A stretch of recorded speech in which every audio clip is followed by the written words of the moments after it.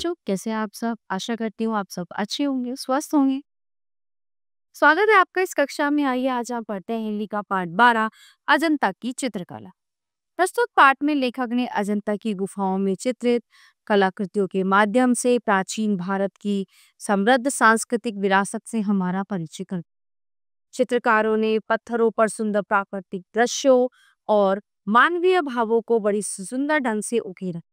अजंता की गुफाएं महाराष्ट्र के प्रमुख दर्शनीय स्थलों में गिनी जाती। अजंता की गुफाएं महाराष्ट्र प्रदेश में हैं। जलगांव, औरंगाबाद तथा पहूर नामक 3 रेलवे स्टेशनों में से किसी एक स्टेशन से अजंता पहुंचा जा सकता है। इन स्टेशनों से फरदापुर नामक ग्राम तक जाना होता है। उसी के निकट पहाड़ियों में अजंता के कला मंडप छिपे पड़े। फरदापुर से 6 किलोमीटर की दूरी पर पहाड़ियों में वधोरा नदी बहती है, जिसे आते जाते समय पार करना पड़ता है।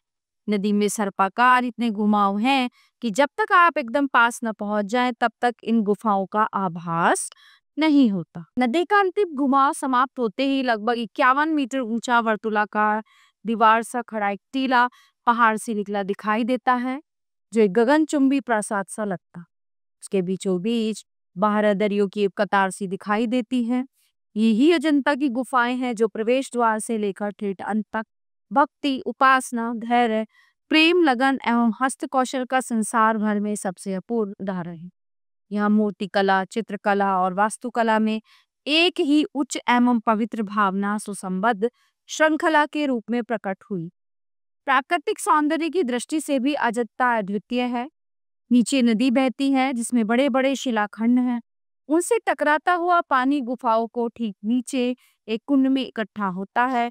घाटी में चारों ओर हर सिंगार का वन है। साथ ही और भी अनेक प्रकार के पुष्प और फल यहाँ उत्पन्न होते। इसी कारण भिन्न भिन्न पक्षियों का एक मेला सा लगा रहता है। यहाँ के प्राकृतिक सौंदर्य का पूर्ण विकास अक्टूबर से दिसंबर तक होता है। कला की अभिव्यक्ति के लिए जिन लोगों ने ऐसे अद्भुत स्थान को चुना, उनके चरणों में शत शत प्रणाम है। अजंता की छोटी बड़ी कुल 29 गुफाएं हैं। इनके 2 भेद हैं, स्तूप गुफा और विहार गुफा। स्तूप गुफा में केवल प्रार्थना या उपासना की जाती थी, इसलिए वो अधिक लंबी है। अब इसके अंतिम छोर पर एक स्तूप है, जिसके चारों ओर प्रदक्षिणा करने भर का स्थान होता है। वहां से द्वार तक दोनों ओर खंभों की पंक्ति है। अजंता की 19वीं गुफा जो है, वहां की सबसे बड़ी स्तूप गुफा है। उस पर द्वार बड़ा ही भव्य है, यानी कि सुंदर।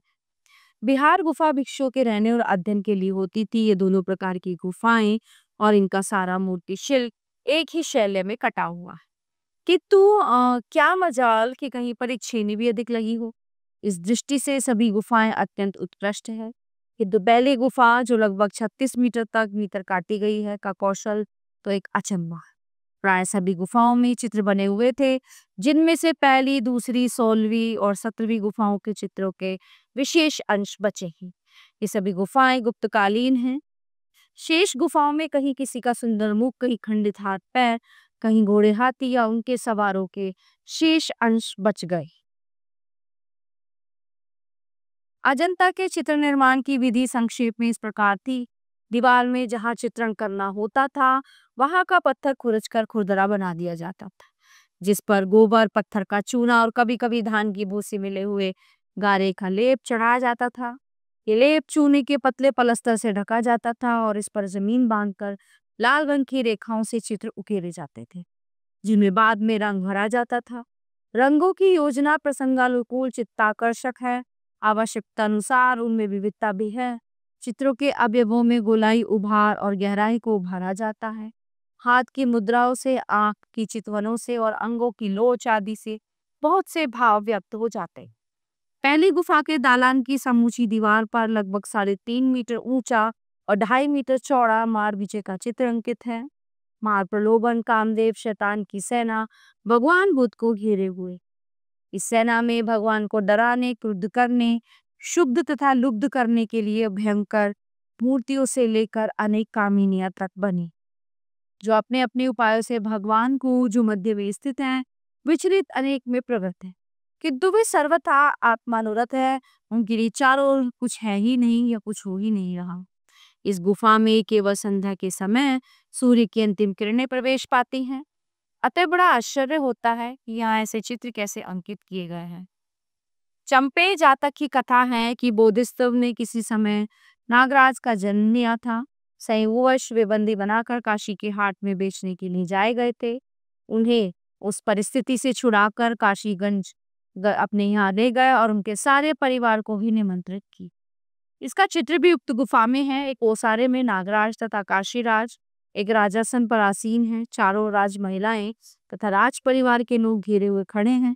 नागराज काशीराज को उपदेश दे रहे हैं। चित्र में प्रत्येक व्यक्ति का भाव और मुद्रा बड़ी सफलता से अंकित। यहाँ पर अवलोकितेश्वर का विशाल चित्र है। दाएं हाथ में नीलकमल धारण किए किंचित जो है त्रिभंग युक्त भगवान तात्विक विचार में मग्न है। अनेक समस्याएं उनके हृदय में आंदोलित हो रही हैं। विश्व करुणा के से भी ओतप्रोत है। उन भावों को चित्रकार ने पूर्ण सफलता से उनके मुखमंडल पर दिखाया है। ठीक है, देव सृष्टि, मानव सृष्टि और विशेषतः उनकी अर्धांगिनी यशोधरा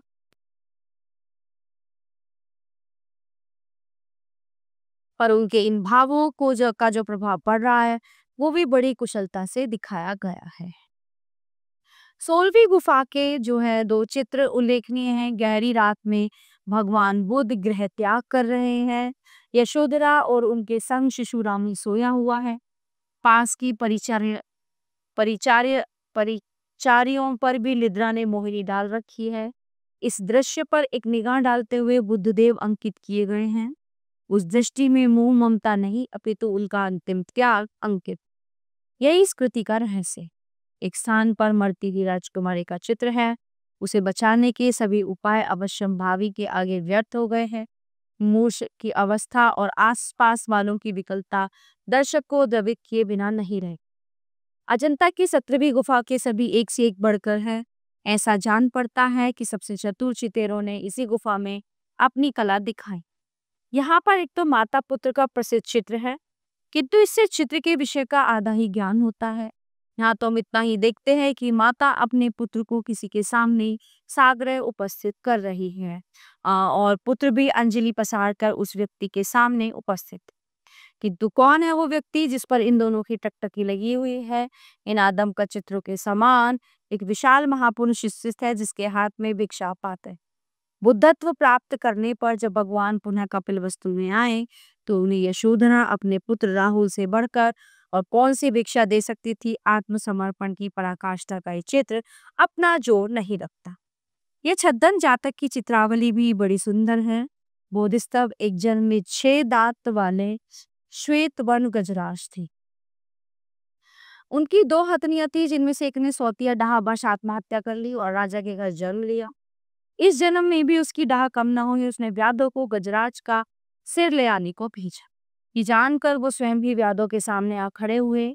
इससे व्याधों पर बड़ा प्रभाव पड़ा और वे राजकुमारी को फुसलाने के लिए उनकी 6 दांत काट ली। इस बीच राजकुमारी के मन में बड़ा प्रतिघात हुआ। वो दांतों को देखते ही मूर्छित होकर गिर पड़ी। अंत में सारे रहस्य का बे खुल गए और गजराज ने क्षमा का उपदेश दी। ये समूची चित्रावली ऐसी सजीव है मानो सारा दृश्य हम अपनी आंखों से देख रहे हैं। एक अन्य जातक दृश्य में युद्ध का प्रसंग बड़ी सजीवता से दिखाया गया है। इस बड़े चित्र में लगभग 300 चेहरे आज भी गिने जा सकते हैं। प्रत्येक चेहरे पर युद्ध के विविध भाव देखने वालों को चकित कर देते हैं। एक स्थान पर आकाशचारी दिव्य गायकों के समुदाय का बड़ा रमणीय आलेखन थी। इन गुफाओं के अलौकिक चित्रों को देखकर आनंदित होते हुए हमारा मन उन महान चित्रकारों की श्रद्धा और साधनों के आगे नत हुए बिना नहीं रहता, जिन्होंने अपना संपूर्ण जीवन मानव के उदात्त भावों का सजीव चित्रण करने में लगा दिया। इतना महान कार्य करने के बाद भी उनमें से किसी ने कहा वहां अपना नाम तक छोड़ना आवश्यक नहीं समझा। प्रत्येक भारतीय को अपने उन अज्ञात पूर्वजों पर गर्व है, क्योंकि इस गुफा में उन्होंने इतना कुछ बनाया करा लेकिन उसके में नीचे कहीं भी अपना नाम तक नहीं लिखा कि वो किसने। प्यारे बच्चों, ये पाठ यहीं पे समाप्त होता है। आशा करती हूँ आपको अच्छे से समझ आया होगा। मिलते हैं अगली कक्षा में। धन्यवाद।